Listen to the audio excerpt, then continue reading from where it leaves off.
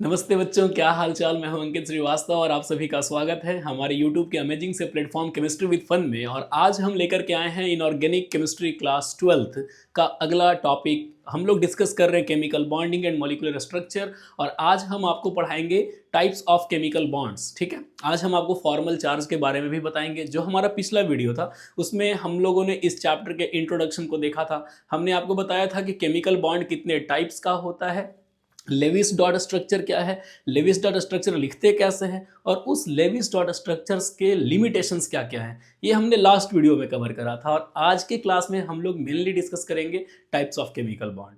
तो सबसे पहले जो हम आपको पढ़ाने जा रहे हैं वो है आपका आयनिक बॉन्ड, जो कि मेटल और नॉन मेटल के बीच में बनता है। ये तो आप जूनियर क्लासेस में भी पढ़े हुए हो। तो आज हम लोग आयनिक बॉन्ड पढ़ने जा रहे हैं। कौन कौन से फैक्टर्स आयनिक बॉन्ड के लिए फेवरेबल होते हैं हम उसको डिस्कस करेंगे और उसके बाद आगे की ओर चलेंगे। ठीक है, तो चलो बिना लेट किए स्टार्ट करते हैं। आप सभी टॉपिक लगाइए, अपना हेडिंग लगाइए, वो है आपका आयनिक बॉन्ड, या फिर इसी को कहा जाता है इलेक्ट्रोवैलेंट बॉन्ड। ये आपका आयनिक बॉन्ड है या इलेक्ट्रोवैलेंट बॉन्ड है। देखो आपने बच्चे ये तो पढ़ा हुआ है कि मेटल जो होते हैं उनके पास इलेक्ट्रॉन लूज करने की टेंडेंसी है, और इलेक्ट्रॉन को लूज करने के बाद वो केटायंस बनाते हैं। ये जो मेटल्स होते हैं, ये मेटल्स अपने इलेक्ट्रॉन को लूज करते हैं, और लूज करने के बाद ये पॉजिटिवली चार्ज केटायंस बनाते हैं। और ये जो नॉन मेटल्स होते हैं इनके पास इलेक्ट्रॉन गेन करने की टेंडेंसी होती है, और ये गेन करने के बाद एनायंस का फॉर्मेशन करते हैं। ठीक है, तो एक ऐसा केमिकल बॉन्ड या एक ऐसा फोर्स ऑफ अट्रैक्शन जो ये ऑपोजिटली चार्ज्ड आयंस को बांधता है वो कहलाता है आयनिक बॉन्ड या इलेक्ट्रोवैलेंट बॉन्ड। देखो आप इसके लिए कैसे लिखोगे कि electrostatic force of attraction, electrostatic force of attraction which holds the oppositely charged ions,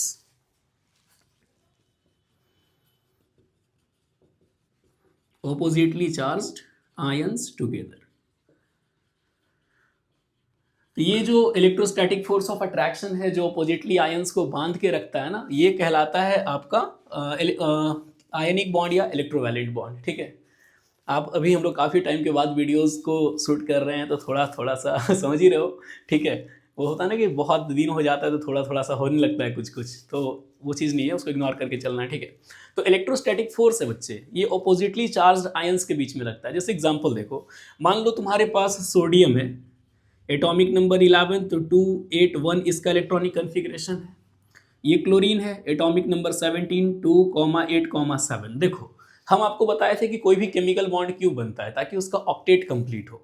उस ऑक्टेट को कंप्लीट करने के लिए एटम या तो इलेक्ट्रॉन किसी को दे देता है, या तो इलेक्ट्रॉन किसी से लेता है, या तो इलेक्ट्रॉन का म्यूचुअल शेयरिंग कर लेता है। कोई भी कंडीशन फेवरेबल हो सकता है, वो अपने अकॉर्डिंग। ठीक है, तो मान लो यहाँ सोडियम मेटल है, तो सोडियम अपना एक इलेक्ट्रॉन यहाँ से किसको दे दिया, क्लोरीन को। अब इलेक्ट्रॉन ट्रांसफर करने के बाद सोडियम बन गया Na+। ठीक है, और ये जो क्लोरीन है ये इलेक्ट्रॉन लेने के बाद ये बन गया Cl-। तो एक ऐसा फोर्स ऑफ अट्रैक्शन जो इन दोनों ऑपोजिटली चार्ज्ड आयंस को बांधेगा, पकड़ के रखेगा एक साथ, इसको हम कहते हैं आयनिक बॉन्ड। यही फोर्स ऑफ अट्रैक्शन को आयनिक बॉन्ड कहा जाता है। ठीक है, और वैसे कंपाउंड्स जिनमें ये आयनिक बॉन्ड पाए जाते हैं ना, उनको कहा जाता है आयनिक कंपाउंड्स। जैसे मान लो आप लोग पढ़े होंगे जिंक सल्फाइड हो गया, AgBr हो गया, AgCl हो गया। ये जितना भी कंपाउंड है जिसमें इलेक्ट्रॉन ट्रांसफर हो रहा है, आयंस प्रोड्यूस हो रहे हैं, वो सारे के सारे आयनिक हैं।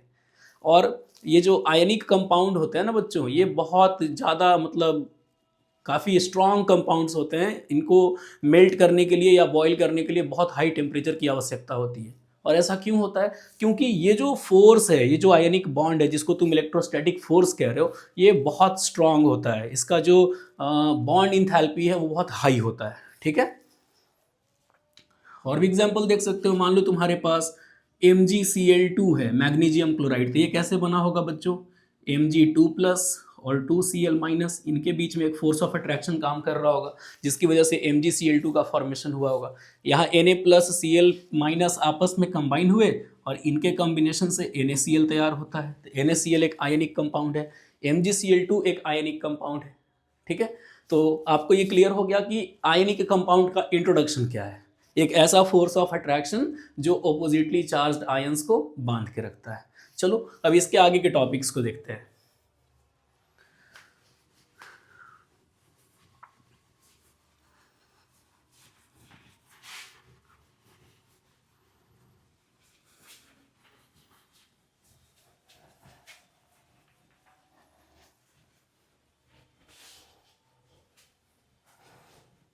देखिए, अब आयनिक बॉन्ड की कुछ कुछ हम पहले इसके कंडीशंस बता दें आपको, और इसके कंडीशंस के बाद हम इनकी प्रॉपर्टीज डिस्कस कर लेंगे। देखो, आयनिक बॉन्ड का जो फेवरेबल कंडीशंस होता है, या फिर तुम कह सकते हो कि आयनिक बॉन्ड के लिए प्रॉपर सिचुएशन क्या है वो देखो। यानी हम लिख रहे हैं favourable conditions for formation of ionic bond.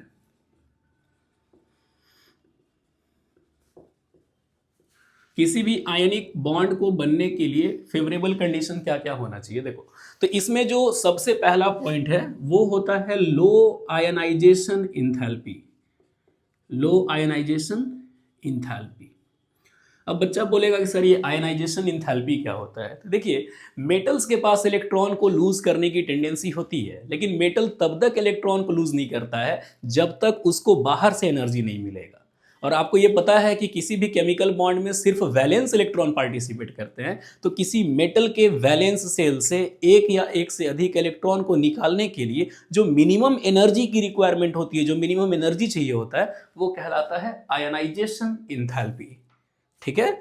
अब आयनाइजेशन इंथैल्पी का वैल्यू जितना कम होगा उतने आसानी से मेटल अपना इलेक्ट्रॉन लूज कर देगा। जैसे आप जानते हो कि जब हम पीरियोडिक टेबल में किसी ग्रुप में ऊपर से नीचे की ओर आते हैं तो उसका साइज बढ़ता है। साइज के बढ़ने की वजह से जो इलेक्ट्रॉन्स हैं, वैलेंस इलेक्ट्रॉन्स, वो न्यूक्लियस से दूर हो जाते हैं, और जब दूर हो जाते हैं तो अट्रैक्शन कम हो जाता है। तो तुम थोड़ा भी एनर्जी दोगे ना तो वहां से इलेक्ट्रॉन निकल जाएगा। तो पहला फेवरेबल कंडीशन क्या है? लो आयनाइजेशन इंथैल्पी। आयनाइजेशन इंथैल्पी जितना कम होगा इलेक्ट्रॉन आसानी से निकलेगा, और इलेक्ट्रॉन आसानी से अगर निकलता है तो जो केटायंस हैं बच्चों, ये केटायंस आसानी से बनेंगे। ये केटायंस आसानी से बनेंगे। सेकंड जो फेवरेबल कंडीशन है वो है highly negative electron gain, highly negative electron gain enthalpy, जिसको हम लोग डेल्टा एच ई जी से डिनोट करते हैं। अब देखो, इलेक्ट्रॉन गेन इंथैल्पी क्या होता है और ये निगेटिव क्यों होना चाहिए।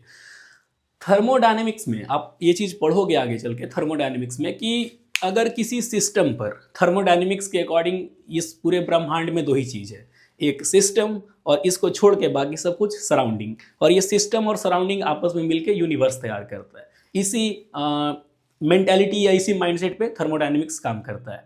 ठीक है। तो थर्मोडायनेमिक्स कहता है कि अगर हम किसी सिस्टम का ऑब्जर्वेशन कर रहे हैं तो इस सिस्टम पर बाहर से अगर कोई वर्क किया जा रहा है तो सब पॉजिटिव है, और अगर ये सिस्टम कहीं वर्क करने लगा, ये सिस्टम अपना वर्क सराउंडिंग पे कर रहा है या बाहर की ओर कर रहा है, तो वो सब कुछ निगेटिव है। ठीक है। मेटल से इलेक्ट्रॉन को निकालने के लिए आपने क्या करा? आपने बाहर से एनर्जी दिया, आपने एनर्जी दिया, तब मेटल ने अपने वैलेंस इलेक्ट्रॉन को लूज किया, जिसकी वजह से कैटायंस बने।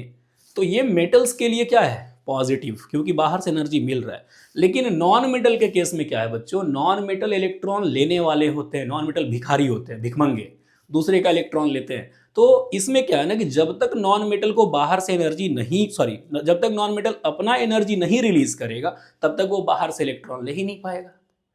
तो किसी नॉन मेटल के वैलेंस सेल में इलेक्ट्रॉन ऐड करने के लिए नॉन मेटल के द्वारा जो एनर्जी रिलीज किया जाता है उसको हम कहते हैं इलेक्ट्रॉन गेन इंथैल्पी।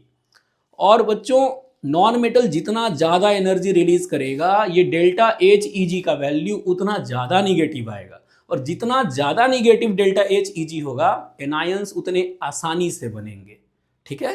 तो अगर जितना ज़्यादा निगेटिव इलेक्ट्रॉन गेन इंथैल्पी है उसका डेल्टा एच ई जी उतना ज़्यादा निगेटिव होगा, और उतने ही आसानी से एनायंस बनेंगे, एनायंस फॉर्म्ड ईजिली। ठीक है। अब भैया केटायंस बन गए, एनायंस बन गए। अब बारी है इन केटायंस और एनायंस को पास लाने की।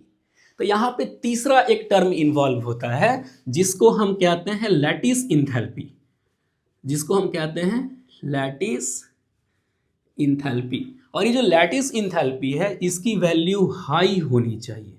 अब बच्चा बोलेगा कि सर ठीक है, आयनाइजेशन इंथैल्पी मेटल से इलेक्ट्रॉन निकालने के लिए आपने लिया या आपने दिया जो भी है वैल्यू, एनायंस अपना इलेक्ट्रॉन गेन करने के लिए अपना एनर्जी रिलीज करते हैं, वो भी समझ में आ गया। अब ये लैटिस इंथैल्पी क्या है?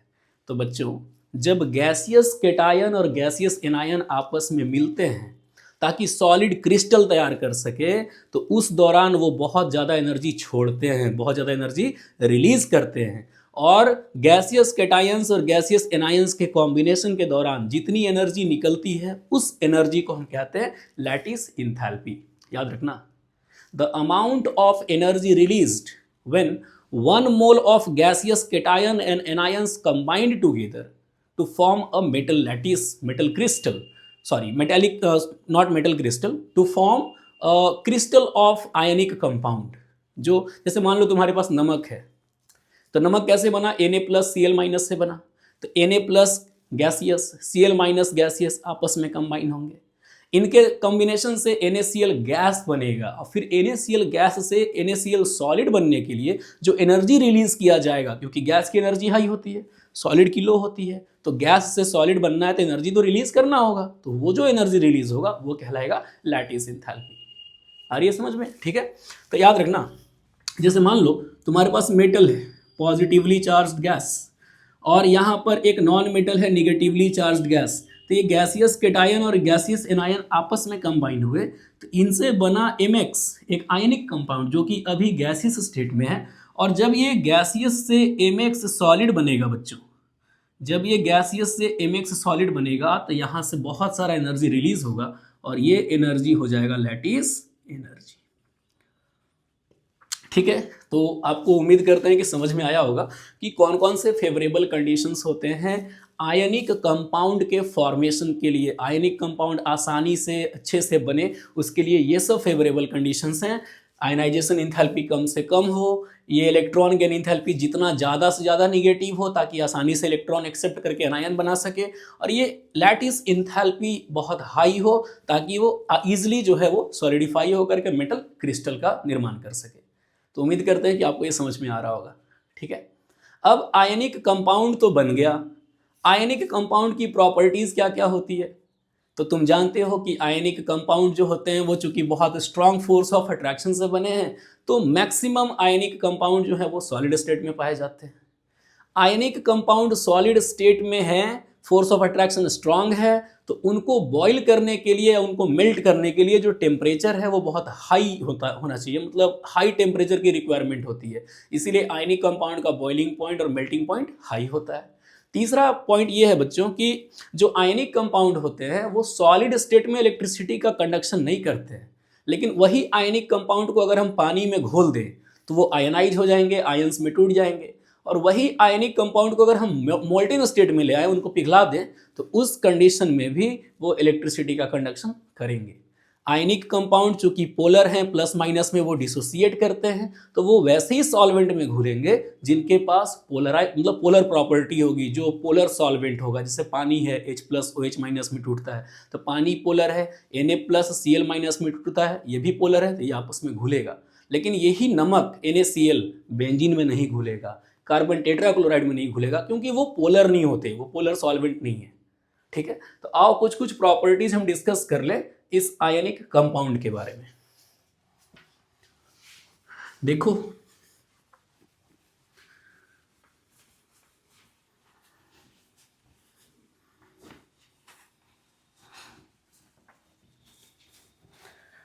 ठीक है, अब हम बात करते हैं कि आयनिक कंपाउंड्स की प्रॉपर्टीज क्या क्या होती हैं। Properties of ionic compounds. तो सबसे पहला प्रॉपर्टी हमने आपके साथ क्या डिस्कस किया कि आयनिक कंपाउंड के पास चूंकि strong electrostatic force of attraction है, electrostatic force of attraction, strong electrostatic force of attraction है, इसीलिए मैक्सिमम आयनिक कंपाउंड जो होते हैं, मैक्सिमम कंपाउंड्स वो सॉलिड स्टेट में पाए जाते हैं। Maximum ionic compounds solid state में पाए जाते हैं।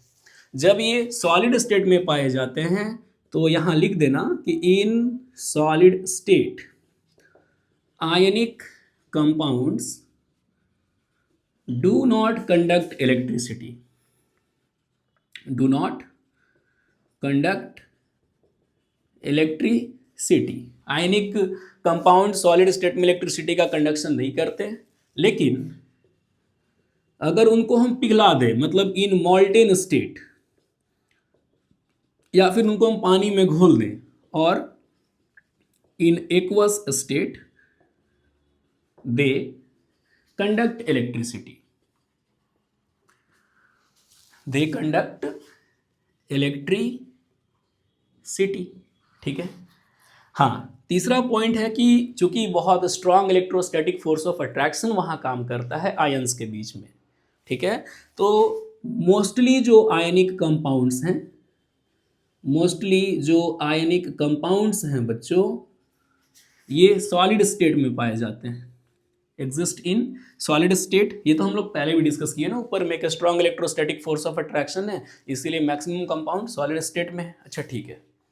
तो ये जो मोस्टली आयनिक कंपाउंड्स जो है ना, इनका बॉइलिंग पॉइंट और मेल्टिंग पॉइंट बहुत हाई होता है, having high boiling point and melting point. ये चीज़ को याद रखना, स्ट्रॉन्ग फोर्स ऑफ अट्रैक्शन की वजह से उनका बॉइलिंग पॉइंट और मेल्टिंग पॉइंट हाई होता है।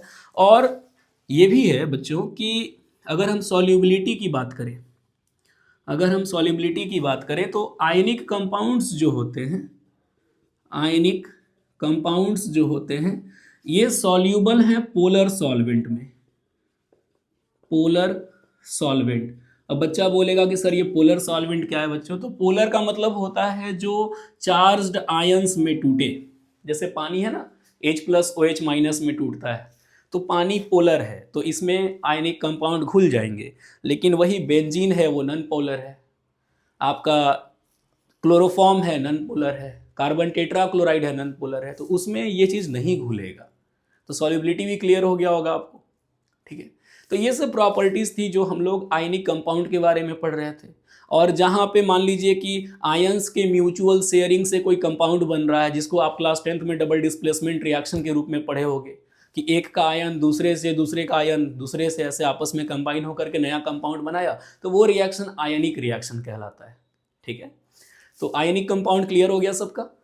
अब हम लोग जो इसके बाद पढ़ेंगे वो है आपका कोवैलेंट कंपाउंड। इसको जल्दी से नोट कर लो, फिर तुरंत हम लोग कोवैलेंट कंपाउंड स्टार्ट करते हैं। चलो अब हम लोग डिस्कस करते हैं कि कोवैलेंट बॉन्ड क्या होता है और कोवैलेंट बॉन्ड के कितने टाइप्स होते हैं। आओ, आयनिक कंपाउंड और आयनिक बॉन्ड तो हम आपको पढ़ा दिए, अब थोड़ा कोवैलेंट कंपाउंड, कोवैलेंट बॉन्ड के बारे में पढ़ लो। इसके बाद हम आपको फॉर्मल चार्ज निकालना सिखाएंगे कि कैसे फॉर्मल चार्ज कैलकुलेट करते हैं। तो आइए फिर हम लोग अपने अगले टॉपिक की ओर चलते हैं बच्चों, और अब हम पढ़ने जा रहे हैं जो कि है कोवैलेंट बॉन्ड। अब देखो, मेटल इलेक्ट्रॉन देता है कैटायन बनाता है, नॉन मेटल इलेक्ट्रॉन देता है एनायन बनाता है, और ये ओपोजिटली चार्ज्ड आयन के बीच में जो फोर्स ऑफ अट्रैक्शन काम करता है हम इसको आयनिक बॉन्ड कहते हैं, इलेक्ट्रोवैलेंट बॉन्ड कहते हैं। ये तो आपको समझ में आ गया। अब मान लीजिए कि दोनों ही नॉन मेटल्स हों, दोनों ही भिखारी हों, इलेक्ट्रॉन लेना दोनों जानते हैं लेकिन देने वाला दोनों में से किसी के पास भी ना हो, तो फिर कैसे बॉन्ड बनेगा?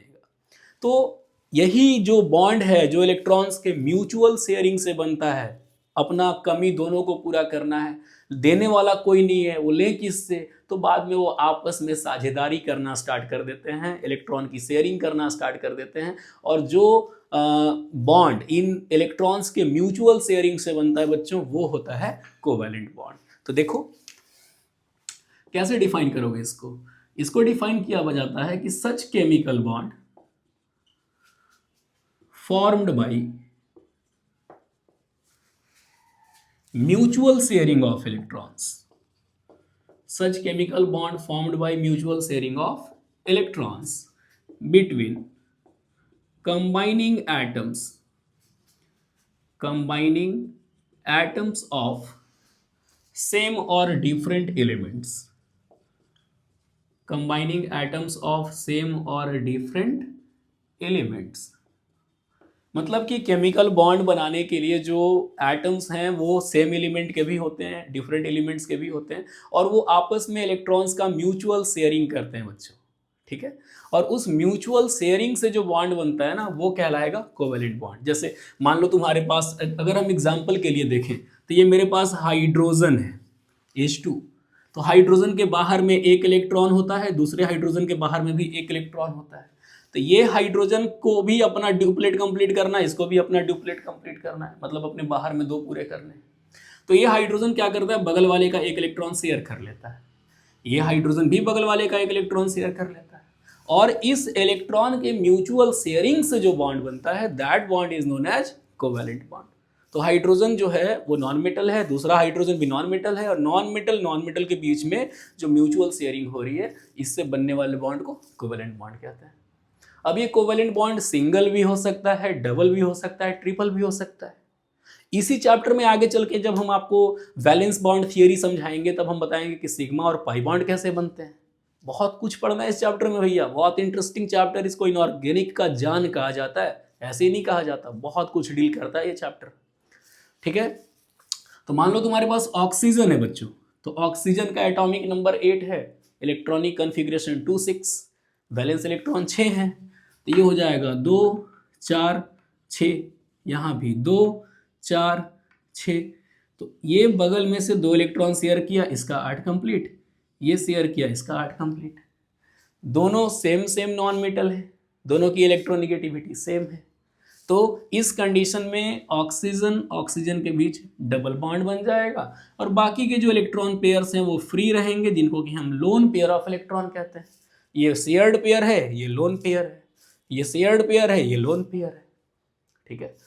और तीसरा जो है, जैसे मान लो तुम्हारे पास N2 है, डाई नाइट्रोजन है, तो नाइट्रोजन का एटॉमिक नंबर 7 है, तो कॉन्फ़िगरेशन 2,5 होगा। तो इस कंडीशन में नाइट्रोजन पर 1 2 3 4 5 ऐसे दिखा दो, इधर भी 5 दिखा दो, ये इसका 8 पूरा, ये इसका 8 पूरा, तो नाइट्रोजन नाइट्रोजन के बीच में 3 पेयर इलेक्ट्रॉन शेयर हुआ तो ट्रिपल बॉन्ड, और यहाँ जो बच गए वो लोन पेयर ऑफ इलेक्ट्रॉन्स, ठीक है। तो ये था सिंपल इंट्रोडक्शन की कोवेलेंट बॉन्ड होता क्या है। अब देखो भैया, कोवेलेंट बॉन्ड जो है वो सेम सेम नॉन मेटल से बना, तो इस पे कोई भी चार्ज जनरेट नहीं हुआ, कोई प्लस माइनस जनरेट नहीं हुआ। लेकिन अगर डिफरेंट डिफरेंट एटम्स के साथ अगर वो जुड़ रहा है जिनकी इलेक्ट्रोनिगेटिविटी अलग होगी, तो उस कंडीशन में वहाँ चार्ज जनरेट होगा, भले वो चार्ज थोड़ा ही क्यों ना हो, और उस कंडीशन में जो कोवेलेंट बॉन्ड है वो पोलर नेचर का हो जाएगा। अभी आपको बताए थे कि वाटर प्लस माइनस मतलब आयंस में टूटता है, NaCl प्लस माइनस में टूटता है, तो वो पोलर होते हैं क्योंकि वहाँ चार्ज सेपरेशन जनरेट हो जाता है। तो यहाँ भी जनरेट हो सकता है, अब कैसे हो सकता है अभी आपको हम बताएंगे। तो चलो ये आप नोट कर लो, और इसके बाद फिर आप हेडिंग लगाओगे टाइप्स ऑफ कोवेलेंट बॉन्ड। तो कोवेलेंट बॉन्ड जो है बच्चों ये 2 टाइप्स के होते हैं। देखो ये जो कोवेलेंट बॉन्ड है ये 2 टाइप का होता है। देखिए ये कोवेलेंट बॉन्ड 2 टाइप का होता है, एक को हम कहते हैं नॉन पोलर कोवेलेंट बॉन्ड, एक है आपका नॉन पोलर कोवेलेंट बॉन्ड, और एक है आपका पोलर कोवेलेंट बॉन्ड। ये जो नॉन पोलर कोवेलेंट बॉन्ड है, ये जो आपका नॉन पोलर कोवेलेंट बॉन्ड है, ये या तो सेम एटम्स के बीच बनता है, यहाँ लिख दे रहे हैं formed between same non metallic atom, या फिर ये भी हो सकता है कि formed between different atoms having same electronegativity। ऐसा जरूरी नहीं है कि हमेशा एक ही एटम के साथ बने, वो डिफरेंट एटम्स के बीच में भी बन सकता है, लेकिन उनकी इलेक्ट्रोनेगेटिविटी सेम होनी चाहिए, इलेक्ट्रॉन खींचने की टेंडेंसी उसमें दोनों का सेम होना चाहिए, ताकि कोई इलेक्ट्रॉन को इधर उधर खींच ना सके, ताकि चार्ज जनरेट ना हो, क्योंकि ये क्या है नॉन पोलर, इन पर कोई पोलैरिटी नहीं है। और वहीं ये जो पोलर कोवेलेंट बॉन्ड होते हैं ये वाले, ये बनते हैं formed between atoms having different electronegativity, different electronegativity. अब बच्चा बोलेगा कि सर ये जो बार बार आप इलेक्ट्रोनिगेटिविटी कर रहे हो, व्हाट इज दिस इलेक्ट्रोनिगेटिविटी? तो भैया देखो ऐसे समझो कि मान लो कि एक्स और वाई एक एक इलेक्ट्रॉन शेयर किया।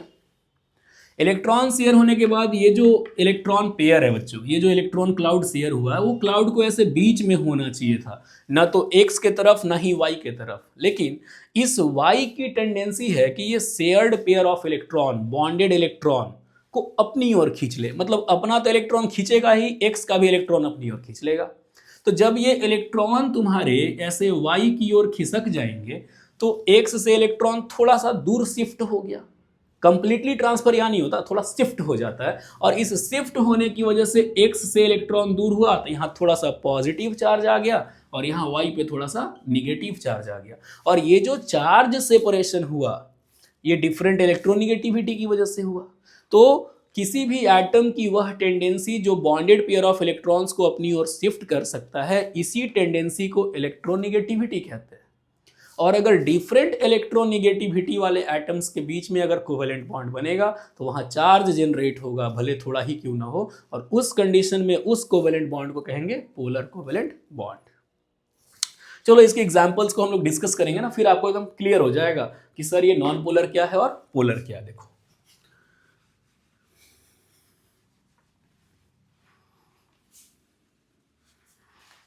देखो बच्चों, जैसे मान लो आपके पास H2 मॉलिक्यूल है। तो अभी हमने थोड़ी देर पहले डिस्कस करा था, दोनों के एक एक इलेक्ट्रॉन बाहर में होते हैं। ये इसका एक इलेक्ट्रॉन शेयर करता है, ये इसका एक इलेक्ट्रॉन शेयर करता है, और यहाँ हाइड्रोजन हाइड्रोजन के बीच सिंगल बॉन्ड बन जाता है। तो चूंकि दोनों एटम सेम सेम है तो कोई किसी के इलेक्ट्रॉन को खींच ही नहीं सकता है। और जब इलेक्ट्रॉन को शिफ्ट नहीं कर पाएगा तो यहाँ पे कोई भी चार्ज जनरेट नहीं होगा, इसलिए ये नॉन पोलर है। सेम कहानी ऑक्सीजन के साथ है। ऑक्सीजन पे दो दो चार दो छः इलेक्ट्रॉन, दो दो चार और दो छः इलेक्ट्रॉन। ये इसका दो शेयर किया, ये इसका दो शेयर किया, दोनों के बीच में डबल बॉन्ड बना। लेकिन चूंकि सेम एटम है तो इलेक्ट्रॉन शिफ्ट ही नहीं होगा कहीं भी। ये खींचेगा पूरे ताकत से अपनी ओर, ये खींचेगा पूरे ताकत से अपनी ओर, दोनों सेम एटम है, ताकत सेम है, तो कोई भी चार्ज जनरेट नहीं होगा। तो ये भी आपका नॉन पोलर है। उसी प्रकार से डाई नाइट्रोजन, नाइट्रोजन नाइट्रोजन, यहाँ पे 5 इलेक्ट्रॉन, यहाँ भी 5 इलेक्ट्रॉन, ये 3 खींचा, 3 शेयर किया, ये भी 3 शेयर किया, यहाँ पे बन गया ट्रिपल बॉन्ड। इस कंडीशन में भी क्या होगा, कोई चार्ज जनरेट नहीं होगा, ये नॉन पोलर है। लेकिन मान लो कि हाइड्रोजन और फ्लोरीन के बीच इलेक्ट्रॉन शेयर हो रहा है, हाइड्रोजन और फ्लोरीन के बीच में। तो हाइड्रोजन के बाहर में प्रेजेंट है एक इलेक्ट्रॉन, और फ्लोरीन का एटॉमिक नंबर 9 है तो कॉन्फ़िगरेशन 2,7 होगा। इसके पास है 7 इलेक्ट्रॉन, तो 2 2 4 2 6 और 1 7। हाइड्रोजन एक इलेक्ट्रॉन इसका शेयर करके अपना ड्यूप्लेट कंप्लीट किया, 2 इलेक्ट्रॉन पूरे किए। और ये फ्लोरीन बगल वाले का एक इलेक्ट्रॉन मतलब शेयर करके और अपना ऑक्टेट कंप्लीट कर लिया। तो होना क्या चाहिए था, हाइड्रोजन और फ्लोरीन के बीच में इलेक्ट्रॉन होना चाहिए था भाई, जो शेयर हुआ है। लेकिन वो बीच में ना होकर के बल्कि फ्लोरीन की ओर खिसक जाता है इस टाइप से। हाइड्रोजन का इलेक्ट्रॉन फ्लोरीन की ओर खिसक गया थोड़ा, और जिसकी वजह से यहाँ पर देखिए बच्चों, फ्लोरीन पे आ जाएगा पार्शियल निगेटिव और यहाँ आ जाएगा पार्शियल पॉजिटिव। तो ये जो आप देख रहे हो पार्शियल पॉजिटिव पार्शियल निगेटिव, और ये जो आप देख रहे हो कि इलेक्ट्रॉन इस ओर ट्रांसफर हो गया, तो इससे जनरेट हुए कोवेलेंट बॉन्ड को हम कहते हैं पोलर कोवेलेंट बॉन्ड।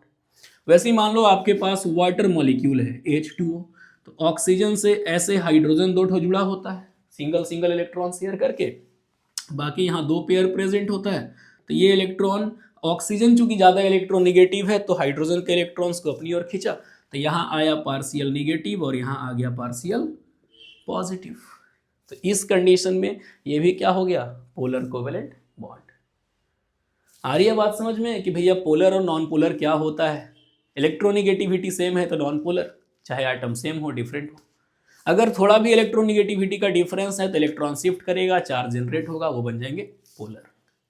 क्लियर है, ठीक है। जब ये पोलर और नॉन पोलर डिस्कस हो गया बच्चों, तो अब जो हम डिस्कस करने जा रहे हैं वो है आपका फॉर्मल चार्ज। चलो आ जाओ, बहुत ही बढ़िया इंटरेस्टिंग सा टॉपिक है ये। और फॉर्मल चार्ज डिस्कस करने के बाद हम लोग आज के टॉपिक्स को यहीं तक छोड़ देंगे, फिर इसके आगे हम लोग अगले लेक्चर में पढ़ेंगे। देखिए अब फॉर्मल चार्ज क्या होता है? फॉर्मल चार्ज, तो देखो कोवेलेंट बॉन्ड या कोवेलेंट मॉलिक्यूल में, वैसा मॉलिक्यूल जिसमें कोवेलेंट बॉन्ड पाया जाता है वो कोवेलेंट मॉलिक्यूल कहलाता है। तो किसी कोवेलेंट मॉलिक्यूल में अगर ओवरऑल कोई चार्ज नहीं है तो इसका मतलब ये कहीं नहीं है कि उसके अंदर भी चार्ज नहीं रहा होगा। तो बच्चा बोलेगा कि क्या कहना चाहते हैं भाई आप? तो इसके लिए हम ये कह रहे हैं बच्चों कि लेविस डॉट स्ट्रक्चर में जो शेयर्ड पेयर ऑफ इलेक्ट्रॉन्स हैं और जो वहाँ पे अनशेयर्ड पेयर, जो लोन पेयर ऑफ इलेक्ट्रॉन्स है, उसके बीच में कुछ ना कुछ डिफरेंस होता है और उसी डिफरेंस को हम लोग फॉर्मल चार्ज के रूप में कैलकुलेट करते हैं। तो फॉर्मल चार्ज कैसे निकाला जाता है? तो इसका एक फॉर्मूला होता है, देखो, formal charge equals to number of valence electrons of atom minus number of shared electrons of atom. एक मिनट, यहां थोड़ा सा एरर हो गया, शेयर्ड पेयर नहीं बच्चों, पहले लोन पेयर फिर शेयर्ड पेयर। हाँ, तो number of valence electrons of atom minus number of lone pair electrons, हम पेयर नहीं ले रहे, इलेक्ट्रॉन्स ले रहे हैं, number of lone pair electrons of atom, और minus 1/2 into number of electrons in shared pair. ठीक है, फॉर्मल चार्ज निकालने का फॉर्मूला यही होता है, number of valence electrons of atom, atom का वैलेंस इलेक्ट्रॉन कितना है, नंबर ऑफ लोन पेयर, वो कितना पेयर वहाँ रखे हुए हैं लोन पेयर के रूप में, फ्री इलेक्ट्रॉन के रूप में, और जितना बॉन्ड बनाया है उस बॉन्ड में कितने इलेक्ट्रॉन्स है उसको हाफ से मल्टीप्लाई करके माइनस कर देना। इसको शॉर्ट में ऐसे याद रखना, वैलेंस इलेक्ट्रॉन को भी कहते हैं, लोन पेयर इलेक्ट्रॉन्स को एल कहते हैं, और शेयर्ड पेयर वाले को एस से डिनोट करते हैं। ये हो गया तुम्हारा फॉर्मल चार्ज कैलकुलेट करने का shortcut formula, v minus L minus 1/2 into S. आओ इसका एग्जाम्पल हम तुमको समझाते हैं ओजोन मॉलिक्यूल से। तो जैसे मान लो कि तुम्हारे पास ओजोन मॉलिक्यूल है जिसका केमिकल फॉर्मूला O3 है। तो बच्चों पहले देखो कि ओजोन मॉलिक्यूल बनता कैसे। 3 ऑक्सीजन है, ऑक्सीजन का एटॉमिक नंबर 8 होता है, तो 2,6 हुआ। एक ऑक्सीजन 2, 2 4, 2 6 इलेक्ट्रॉन, यहाँ दूसरा वाला है, यहाँ तीसरा वाला है। देखो इस ऑक्सीजन को देखो, ये बगल वाले का 2 शेयर करके अपना 8 पूरा कर लिया, ये बगल वाले का 2 शेयर करके अपना 8 पूरा कर लिया। अब इस ऑक्सीजन को देखो, अब इस ऑक्सीजन को अगर ये ऑक्सीजन इसके साथ इलेक्ट्रॉन शेयर करेगा तो इसको भी तो इसके साथ शेयर करना पड़ेगा, समझ रहे हो, म्यूचुअल शेयरिंग से बॉन्ड बनता है। तो अगर ये ऑक्सीजन अपना 2 इलेक्ट्रॉन इससे शेयर करा तो इसका तो 8 कंप्लीट हो जाएगा, लेकिन इसका तो 8 पहले से ही कंप्लीट है, 2 और शेयर होंगे तो 10 पूरा हो जाएगा। तो इस कंडीशन में यहाँ कोवेलेंट बॉन्ड नहीं बनता, कोवेलेंट बॉन्ड यहाँ बना है इन दोनों के बीच। तो यहाँ कैसा बॉन्ड बनेगा सर? तो हम आपको बताए थे कोऑर्डिनेट बॉन्ड के बारे में, अगर नहीं भी बताए थे तो सुन लो। अगर किसी एटम का ऑक्टेट कंप्लीट है, 8 इलेक्ट्रॉन्स कंप्लीट है, और उसके पास ऐसे एक्स्ट्रा पेयर ऑफ इलेक्ट्रॉन्स हैं जो बॉन्ड में पार्टिसिपेट नहीं किया है, तो इस कंडीशन में ये अपना दोनों इलेक्ट्रॉन उठा के किसी को दे सकता है। दे सकता है मतलब ऐसा नहीं है कि दे दिया कि जाओ लेके चले जाओ, ऐसा नहीं है, वहां शेयर करने के लिए दे सकता है। जैसे यहाँ म्यूचुअली शेयर्ड है, 1 तेरा 1 मेरा, 2 तेरा 2 मेरा, 3 तेरा 3 मेरा, ये म्यूचुअल शेयरिंग हुआ। लेकिन अगर हम अपना ही दोनों इलेक्ट्रॉन देख लो भाई, यहाँ शेयर करके अपना ऑक्टेट पूरा कर लो, तो उस स्पेशल शेयरिंग को कहते हैं कोऑर्डिनेट बॉन्ड। और यहाँ ये ऑक्सीजन अपना दोनों इलेक्ट्रॉन इसको ट्रांसफर कर देता है, बोलता है कि यहाँ शेयर कर लो, ट्रांसफर नहीं करता, बोलता है कि शेयर कर लो यहाँ बीच में। तो इसका कोई इलेक्ट्रॉन इन्वॉल्व नहीं हुआ। ये जो इलेक्ट्रॉन लिया इसको कहेंगे एक्सेप्टर एटम, इलेक्ट्रॉन लेने वाला, और ये जो इलेक्ट्रॉन दिया इसको कहेंगे डोनर एटम। मतलब ओजोन का शेप कुछ ऐसा हो गया बच्चों, इस टाइप से, 2 2 4, यहाँ 2, और इसके पास तो ऑलरेडी 6 थे क्योंकि अपना इलेक्ट्रॉन शेयर ही नहीं किया है। तो ऐसा बनता है ओजोन। अब देखो यहाँ पर इलेक्ट्रॉन देने की वजह से जो है ना एक प्लस चार्ज जनरेट होता है, और ये इलेक्ट्रॉन लिया है तो ये माइनस चार्ज जनरेट होता है। तो हमको आखिर कैसे पता चलेगा कि सर प्लस चार्ज यहाँ जनरेट हुआ कि यहाँ, माइनस यहाँ हुआ कि यहाँ? हम लोग तो कॉमन सेंस की बात करते हैं कि जो दिया उस पर प्लस, जो लिया उस पर माइनस। लेकिन फॉर्मल चार्ज जब कैलकुलेट करोगे तो तुम्हारा वैल्यू आएगा उतना। ये इलेक्ट्रॉन देने वाला है तो इसका डेटा +1 आएगा नेट चार्ज, इसका आएगा -1। अब फिर हम लोग ओवरऑल पूरा चार्ज कैलकुलेट करेंगे तो पता चला कि ओजोन के ऊपर कोई भी प्लस माइनस होता ही नहीं है। यही बात हम आपसे बोले कि मॉलिक्यूल के नेट चार्ज में अगर कोई प्लस माइनस नहीं है बच्चों, तो ये कहीं नहीं है कि उसके अंदर भी चार्ज नहीं रहा होगा। तो यहाँ देखो, अगर हम यहाँ पर अगर नाम दे दें बच्चों, तो मान लो कि इस ऑक्सीजन को हम फर्स्ट ऑक्सीजन बोले, ये सेंटर वाले को सेकेंड और ये लास्ट वाले को थर्ड। अब एक एक करके हम लोग कैलकुलेट करते हैं फॉर्मल चार्ज। तो यहाँ देखो, formal charge on oxygen first, ये है मेरा ऑक्सीजन फर्स्ट। तो इसका फॉर्मूला क्या बताए, V minus L minus 1/2 into S. भी मतलब क्या होता है, वैलेंस इलेक्ट्रॉन, और ऑक्सीजन का वैलेंस इलेक्ट्रॉन कितना है, 6, हमेशा 6 होता है। तो यहाँ पे हम V के जगह पे क्या लिख दिए, 6। अब इस ऑक्सीजन को देखना है, जिसको कैलकुलेट कर रहे हो जिसके लिए, उसको देखो। तो इस ऑक्सीजन पे लोन पेयर के दो पेयर दिख रहे हैं, एक पेयर में 2 इलेक्ट्रॉन होते हैं, तो 2 पेयर में यहाँ लोन पेयर कितना हो, लोन पेयर इलेक्ट्रॉन हो गया 4। और ये ऑक्सीजन जो है वो 2 कोवेलेंट बॉन्ड बनाया है, तो shared pair of electrons, pair तो 2 है, देखो यहाँ बॉन्ड तो 2 बना हुआ है, लेकिन इस बॉन्ड में इलेक्ट्रॉन कितने हैं, तो सर 2 इलेक्ट्रॉन से एक बॉन्ड, 2 इलेक्ट्रॉन से दूसरा बॉन्ड, मतलब 4 इलेक्ट्रॉन। तो इसको मल्टीप्लाई कर देना 1/2 इंटू 4 से, शेयर्ड इलेक्ट्रॉन 4 हो गए। तो ये कट गया तुम्हारा 6 - 4 2, और 2 - 2 हो गया 0, मतलब कि फर्स्ट ऑक्सीजन का चार्ज 0 है। अब अगर हम बात करते हैं formal charge on oxygen second, ये है मेरा सेकेंड ऑक्सीजन, ये वाला। तो यहाँ V minus L minus 1/2 into S. इसका वैलेंस इलेक्ट्रॉन देखो, ऑक्सीजन है तो भैया 6 ही रहेगा हमेशा। लोन पेयर का इलेक्ट्रॉन तो 2 ही है, तो एल की जगह 2 लिख दिए। और ये ऑक्सीजन कितना बॉन्ड बनाया, 2 इधर और 1 इधर, मतलब 3 बॉन्ड, 3 बॉन्ड में 6 इलेक्ट्रॉन। तो हम करेंगे 1/2 इंटू 6, ये कट गया 3 टाइम्स में। 6 - 2 कितना आया, 4, और 4 - 3 कितना हो जाएगा, +1। देखिए इस ऑक्सीजन का चार्ज जो है, हम जो यहाँ प्लस लिखे थे वो +1 फॉर्मल चार्ज कैलकुलेट करने पे भी आ गया। अगर इस ऑक्सीजन का निकालोगे तो ये है मेरा ऑक्सीजन नंबर 3। तो formal charge on oxygen third अगर निकालते हो तो ये क्या हो जाएगा, V minus L minus 1/2 into S. Oxygen के बाहर में 6 इलेक्ट्रॉन, इसके पास लोन पेयर का भी 6 इलेक्ट्रॉन है, और 1/2 इंटू ये एक ही ना बॉन्ड में पार्टिसिपेट हुआ है, तो यहाँ 2 हो गया, ये और ये कट गया।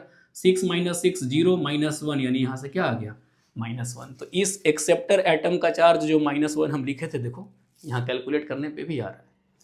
जब ये सारा चार्ज कैलकुलेट हो जाता है बच्चों, सारे एटम्स के जब हम इंडिविजुअल चार्ज कैलकुलेट कर लेते हैं, तो लास्ट में हम निकालते हैं नेट चार्ज। ये चार्ज जो नेट चार्ज होता है, ये पूरे मॉलिक्यूल का चार्ज होता है, और यहाँ सबके इंडिविजुअल चार्ज को जोड़ दिया जाता है। मतलब ये हो गया 0, ये वाला का +1 और ये वाला का -1, ये और ये कट गया, यहाँ से भी क्या आ गया, 0। यानी कि O3 मॉलिक्यूल पे, ओजोन मॉलिक्यूल का जो नेट चार्ज है वो क्या है, 0।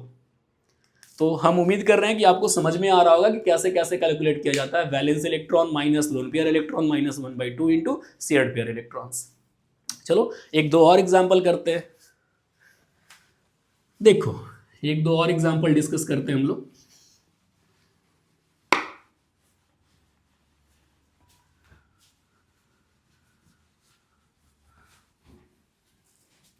अब हम बात करते हैं तुमसे अमोनियम आयन की। अब हम बात कर रहे हैं अमोनियम आयन। अमोनियम आयन का केमिकल फॉर्मूला होता है NH4+। अब ये प्लस किस पे है, नाइट्रोजन पे है, हाइड्रोजन पे हमको कुछ नहीं पता है, हम कैलकुलेट करेंगे। इसका अगर हम स्ट्रक्चर बनाएं बच्चों, तो अमोनियम आयन का स्ट्रक्चर कुछ ऐसा होता है, हाइड्रोजन हाइड्रोजन हाइड्रोजन, यहाँ एक कोऑर्डिनेट बॉन्ड होता है, हाइड्रोजन, ऐसा। हमको कुछ नहीं पता कि सर कहाँ प्लस है कहाँ माइनस, हम नहीं जानते, आप हमको कैलकुलेट करके दिखाओ। तो देखो ये हो गया तुम्हारा फर्स्ट हाइड्रोजन, ये सेकेंड, ये वाला थर्ड, और ये कोऑर्डिनेट बॉन्ड वाला को 4 हम मान लिए। और नाइट्रोजन तो एक ही है, तो उसका नंबरिंग करने का जरूरत नहीं है, जो एक ही आइटम एक से ज़्यादा बार होता है फिर हम नंबरिंग करते हैं। तो चलो शुरू हो जाते हैं। सबसे पहले इस फर्स्ट हाइड्रोजन का फॉर्मल चार्ज निकालते हैं। फॉर्मल चार्ज ऑन हाइड्रोजन 1 क्या हो जाएगा, V minus L minus 1/2 into S. अब हाइड्रोजन का एटॉमिक नंबर 1 है, तो वैलेंस इलेक्ट्रॉन तो एक ही होगा। हाइड्रोजन पे कोई भी लोन पेयर हमको दिख नहीं रहा है, तो लोन पेयर की जगह 0 कर देंगे, और -1/2 इंटू शेयर्ड पेयर, देखो एक ही बॉन्ड है, एक बॉन्ड में 2 इलेक्ट्रॉन है तो 1/2 इंटू 2 कट गया, 1 - 1 0। इस हाइड्रोजन के लिए भी 0 ही आएगा, आप कैलकुलेट करके देख लेना, इसका भी 0 आएगा क्योंकि एक ही बॉन्ड बनाया है। सेम यही कंडीशन ये भी फॉलो कर रहा है, ये भी फॉलो कर रहा है। तो फॉर्मल चार्ज ऑन हाइड्रोजन 2 0 और फॉर्मल चार्ज ऑन हाइड्रोजन 3 भी 0। इस हाइड्रोजन का वैलेंस इलेक्ट्रॉन एक है, लोन पेयर है ही नहीं, और एक ही बॉन्ड बनाया है तो 1/2 इंटू 2। ठीक है, अब हम आते हैं इस चौथे हाइड्रोजन के पास, इसके पास। तो formal charge on hydrogen 4 V - L - 1/2 into S. Hydrogen का वैलेंस इलेक्ट्रॉन 1, ये 0 -1/2 इंटू 2 कट गया, फिर से ये क्या आ गया 0। तो चारों हाइड्रोजन का जो फॉर्मल चार्ज देखने को मिल रहा है वो 0। तो अब एक ही ऑप्शन बचा है कि सर नाइट्रोजन पे ही प्लस रहा होगा तभी ओवरऑल चार्ज क्या है, प्लस है। तो आप कैलकुलेट करके देखो प्लस है कि नहीं है। तो देखो बच्चों, फॉर्मल चार्ज ऑन नाइट्रोजन के अगर हम कैलकुलेट करते हैं तो V - L - 1/2 इंटू एस। अब नाइट्रोजन है तो एटॉमिक नंबर 7 2, 5, V के जगह पे क्या आ गया 5, ये मेरा हो गया 5। इसमें कोई भी लोन पेयर नहीं है तो 0 और -1/2 इंटू, देखो ये नाइट्रोजन कितने बॉन्ड्स बनाया है, 1 2 3 4, 4 बॉन्ड्स बनाया है। तो 4 बॉन्ड के 8 इलेक्ट्रॉन्स, ये 4 टाइम्स में कटा तो 5 - 4 जो कैलकुलेट होके आएगा वो आएगा +1। तो यानी यहाँ जो चार्ज है प्लस वो किसके पास है, नाइट्रोजन के पास। और इसके बाद हम यहाँ से कैलकुलेट कर लेंगे नेट चार्ज, जो कि निकल के आएगा तुम्हारा 0 + 0 + 0 + 0, 4 हाइड्रोजन का 4 को 0 और लास्ट में +1, यानी ओवरऑल चार्ज क्या है +1, इसीलिए NH4+ लिखा हुआ है। क्लियर है, आ रही है बात समझ में। अब इसके बाद देखो और भी 1 2 एग्जांपल करते हैं, आपको ये कैलकुलेट करने में मजा आएगा।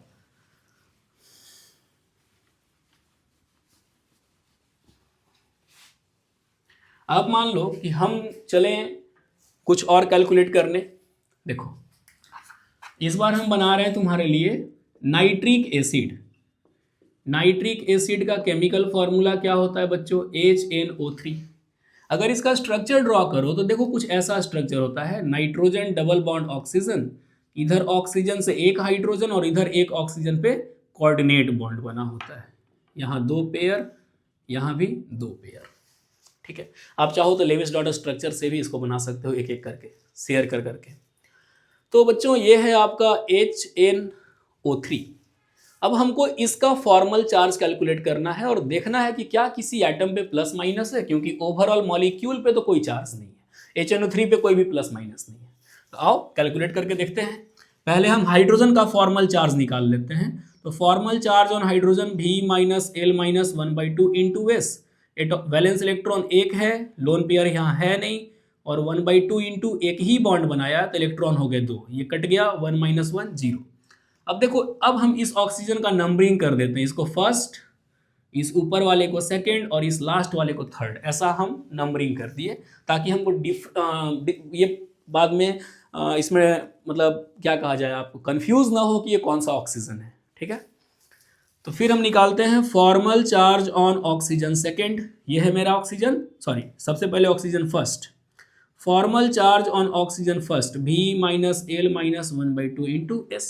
अब ऑक्सीजन है तो वैलेंस इलेक्ट्रॉन तो 6 ही होगा, हम 6 लिख दिए।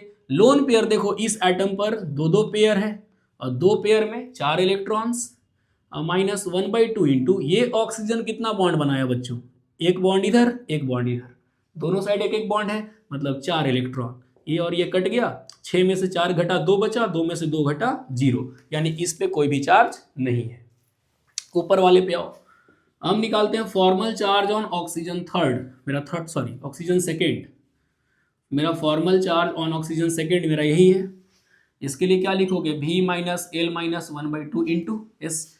ऑक्सीजन का वैलेंस इलेक्ट्रॉन 6 है, 2 इलेक्ट्रॉन पेयर है, मतलब 4 लोन इलेक्ट्रॉन्स हो गए, और 1/2 इंटू ये 2 बॉन्ड बनाया है तो यहाँ भी 4 इलेक्ट्रॉन, कट गया, 6 में से 4 गया 2, 2 में से 2 घटा 0, यानी इस पे भी कोई भी चार्ज नहीं है। थर्ड वाले पे आओ, formal charge on oxygen third V - L - 1/2 into S, इन होगा। तो इस ऑक्सीजन का देखो वैलेंस इलेक्ट्रॉन 6 है, लोन पेयर के भी इलेक्ट्रॉन्स 6 हैं, -1/2 इंटू एक ही बॉन्ड शेयर्ड हुआ है, तो यहाँ के 2 इलेक्ट्रॉन्स, ये और ये कटा, 6 - 6 0, 0 में से 1 घट गया तो -1। यहाँ का चार्ज -1 आया है, मतलब इस पे माइनस होता है। अब इस नाइट्रोजन के लिए अगर निकालोगे तो देखो, formal charge on nitrogen V - L - 1/2 into S। Nitrogen के बाहर में 5 इलेक्ट्रॉन होता है, एटॉमिक नंबर 7 है, 2,5, तो ये हो जाएगा 5 माइनस, इसमें कहीं भी नाइट्रोजन पे कोई भी चार्ज नहीं है, तो लोन पेयर की जगह पे 0 और -1/2 इंटू, देखो कितने बॉन्ड्स बनाए नाइट्रोजन ने, 2 3 4 बॉन्ड के 8 इलेक्ट्रॉन्स, ये कट गया, ये आया 4, 5 - 4 निकल के आया +1। तो यहाँ से नाइट्रोजन का चार्ज हमको पता चल गया भैया कि +1 है, ठीक है। तो अब हम अगर यहाँ से नेट चार्ज कैलकुलेट करें, यानी पूरे मॉलिक्यूल का चार्ज कैलकुलेट करें, तो सबको जोड़ना होगा, तो इसका 0, इसका 0, इसका 0, 0 + 0 + 0, इसका आया है -1 और इसका आया है +1, ये और ये कट गया, ओवरऑल हो गया 0। यानी नाइट्रिक एसिड के ऊपर कोई चार्ज रहे ना रहे, लेकिन अंदर तो चार्ज है भैया, समझ रहे हो लॉजिक को, ये होता है फॉर्मल चार्ज। अब हम यहाँ से आपको एक और एग्जाम्पल देते हैं लास्ट, और उसके बाद हम लोग इस वीडियो को, मतलब आज के टॉपिक को कंप्लीट करेंगे, और फिर अगले वीडियो में अगले टॉपिक्स को डिस्कस करेंगे। एक और एग्जाम्पल देख लो, इसको फटाक से स्क्रीनशॉट ले लो या लिख लो भाई, उसके बाद आओ सल्फ्यूरिक एसिड पे। एक और देख लो, सीख लो, बहुत काम आएगा, ये केमिस्ट्री है बेटे। अब आते हैं भैया, ये है मेरा सल्फ्यूरिक एसिड, और सल्फ्यूरिक एसिड का केमिकल फॉर्मूला होता है H2SO4। इसका स्ट्रक्चर अगर देखा जाए तो देखो, 2 टाइप का स्ट्रक्चर हम आपको बना के दिखाते हैं। एक होता है oxygen sulphur double bond oxygen, double bond oxygen, इधर एक हाइड्रोजन, इधर भी एक हाइड्रोजन, तो 2 2 4 2 2 4 2 2 4 2 2 4, एक ये स्ट्रक्चर हुआ। एक और स्ट्रक्चर क्या पॉसिबल है H2SO4 का, sulphur coordinate bond oxygen, 2 2 4 2 6, coordinate bond 2 2 4 2 6, oxygen से कोवेलेंट बॉन्ड, ऑक्सीजन से कोवेलेंट बॉन्ड। तो तुम चाहो तो देखो, अभी हम क्लास में तुमको ये चाहिए कोई भी एक बता देंगे, और एक खुद से प्रैक्टिस करना, खुद से, और तुम देखना कि क्या नेट चार्ज कैसा आ रहा है, इंटरनल चार्ज कैसा आ रहा है, फॉर्मल चार्ज कैसा आ रहा है, तुमको मजा आएगा बनाने में। तो हम इसी वाले को सॉल्व कर देते हैं, या फिर हाँ इसी को करते हैं, तुम इसको ट्राई करना, ये तुम्हारे लिए थोड़ा नया है, ठीक है। और हमको कमेंट सेक्शन में बताना कि तुम्हारा आंसर क्या आया ओवरऑल, और कितने चार्ज का डिफरेंस देखने को मिलेगा। तो चलो इसमें देखो बच्चों, इसमें 4 ऑक्सीजन है, तो इसको फर्स्ट, इसको सेकेंड, इसको थर्ड, और नीचे वाले को फोर्थ मान लेते हैं, और इसको हाइड्रोजन 1 और इसको हाइड्रोजन 2 मान लेते हैं। हाइड्रोजन से स्टार्ट करते हैं, फॉर्मल चार्ज ऑन हाइड्रोजन 1 क्या होगा, V - L - 1/2 into S। Valence electron 1 होता है, लोन पेयर 0, 1/2 इंटू, ये हाइड्रोजन तो एक ही बॉन्ड बना सकता है, ये कट गया, 1 - 1 आया 0। सेकेंड वाले के लिए देखो, formal charge on hydrogen second भी सेम आएगा, V - L - 1/2 इंटू S। तो इस हाइड्रोजन पे आएगा तुम्हारा 1 - 0 - 1/2 इंटू 2, ये कटा, इसका भी क्या हो गया 0। अब हम इस ऑक्सीजन की बात करते हैं, फर्स्ट ऑक्सीजन की, तो हम लिखेंगे formal charge on oxygen first, V - L - 1/2 into S। Oxygen के बाहर में होता है 6 इलेक्ट्रॉन, लोन पेयर वाला है 4 इलेक्ट्रॉन, -1/2 इंटू, देखो 2 बॉन्ड है दोनों साइड एक एक, तो 2 बॉन्ड के 4 इलेक्ट्रॉन, ये कटा, 6 - 4 2, 2 - 2 आया 0। अगर हम बात करें दूसरे ऑक्सीजन की, तो formal charge on oxygen second, V - L - 1/2 into S। यहाँ 6 हो गया इसका वैलेंस इलेक्ट्रॉन, लोन पेयर वाला 4 दिख रहा है, और -1/2 इंटू डबल बॉन्ड प्रेजेंट है, मतलब कि 4 इलेक्ट्रॉन, ये भी कट गया 2 बार में, 6 - 4 2, 2 - 2 0। 2 ऑक्सीजन निपट गए, 2 और बचे। चलो, formal charge on oxygen third, V - L - 1/2 into S। इसका वैलेंस इलेक्ट्रॉन ऑक्सीजन का कितना है भैया, इसका 6, थर्ड वाले का 6, लोन पेयर का बचा 4, और -1/2 इंटू, दोनों साइड एक एक बॉन्ड, तो इसका हो जाएगा 4 इलेक्ट्रॉन, ये भी कटा, ये भी आया 0। अब चौथे की बारी, formal charge on oxygen 4, V minus L minus 1/2 into S, 6 minus, देखो यहाँ भी 2 पेयर है मतलब 4 इलेक्ट्रॉन्स, और minus 1/2 into double bond present है तो 4 इलेक्ट्रॉन, ये भी कट के आया 0। देखो भाई 2 हाइड्रोजन हो गया, 4 ऑक्सीजन हो गए, 1 सल्फर बच गया। लास्ट में इसको भी देख ही लेते हैं। Formal charge on sulphur V minus L minus 1/2 into S. अब देखो सल्फर का एटॉमिक नंबर 16 है तो 2,8,6 वैलेंस इलेक्ट्रॉन 6 होता है, ठीक है। तो ये हो जाएगा तुम्हारा 6 माइनस, इसमें कोई भी लोन पेयर प्रेजेंट नहीं है तो 6 माइनस 0, अब माइनस 1/2 इंटू, देखो तो कितना बॉन्ड बनाया बच्चों, 1 2 3 4 5 6 बॉन्ड का 12 इलेक्ट्रॉन। भाई एक बॉन्ड में 2 इलेक्ट्रॉन तो 6 बॉन्ड में 12 इलेक्ट्रॉन, तो ये कट गया 6 बार में, तो 6 माइनस 6 क्या हो गया 0। सारा ही कुछ 0 है तो यहां से नेट चार्ज अगर तुम निकालोगे सबको जोड़ने पे तो ये भी क्या हो जाएगा 0। आई बात समझ में, क्लियर हुआ कॉन्सेप्ट। तो बच्चों ये था हमारा आज का इंटरेस्टिंग टॉपिक जो कि हमने आपके साथ डील किया, और अगले वीडियो में हम आएंगे कुछ नए टॉपिक के साथ, कुछ हम बॉन्ड के बारे में आपसे डिस्कस करेंगे, डाइपोल मोमेंट डिस्कस करेंगे, और भी बहुत सारे टॉपिक है, रेजोनेंस डिस्कस करेंगे। तब तक के लिए पेशेंस रख करके अच्छे से पढ़ना। मिलते हैं अगले वीडियो में, तब तक के लिए नमस्कार।